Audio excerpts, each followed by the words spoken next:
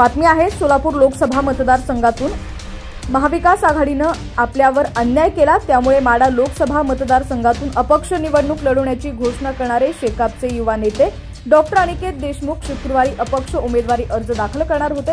मात्र राष्ट्रवादीचे ज्येष्ठ नेते शरद पवार यांच्या भेटीनंतर डॉक्टर अनिकेत देशमुख यांनी आपलं बंड मागे घेतलेलं आहे. सोलापूर जिल्ह्यातील वरिष्ठ नेत्यांनी दिलेला सल्लाही देशमुखांनी मान्य केल्याचं दिसतंय. माढ्यात धैर्यशील मोहिते पाटील हे उत्तम जानकर यांच्यानंतर दिवंगत नेते गणपतराव देशमुख यांचे नातू डॉक्टर अनिकेत देशमुख यांनाही आपल्यासोबत कायम ठेवण्यात यश मिळवलेलं आहे. देशभरात होत असलेल्या लोकसभा निवडणुकीत पश्चिम महाराष्ट्रात माढा लोकसभा मतदारसंघ सर्वाधिक चर्चेत राहिला. धैर्यशील मोहिते पाटील यांना उमेदवारी नाकारल्यानंतर भाजपला जय श्रीराम करत शरद पवार यांच्या राष्ट्रवादी काँग्रेसमध्ये प्रवेश करून तुतारी हातात घेतली.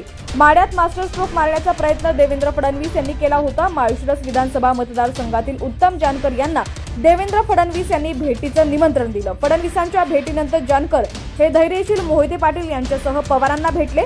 उत्तम जानकर यांचा विषय संपलेला नसताना महाविकास आघाडीतील घटक पक्ष असलेल्या शेकापनं माढा लोकसभा मतदारसंघातून निवडणूक लढवण्याची घोषणा केलेली आहे.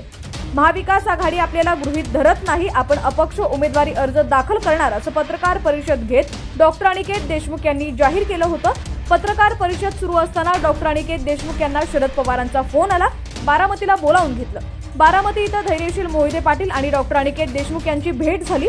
सोलापूर जिल्ह्यातील काही वरिष्ठ नेत्यांनी तातडीनं सूत्र हलवली. प्रत्यक्ष डॉक्टर अनिकेत देशमुख यांच्याशी संपर्क साधण्यात आला.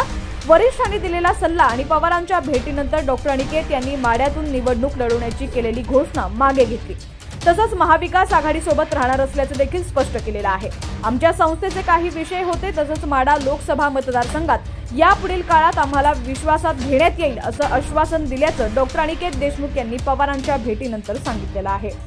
लोकसभा 2024 तसंच राजकीय घडामोडी पाहण्यासाठी HPN मराठी न्यूज चॅनलला सबस्क्राईब करा आणि बेल आयकॉनवर क्लिक करून नोटिफिकेशन्स मिळवा, जेणेकरून आमचे अपडेट्स लवकरात लवकर तुमच्यापर्यंत पोहोचतील.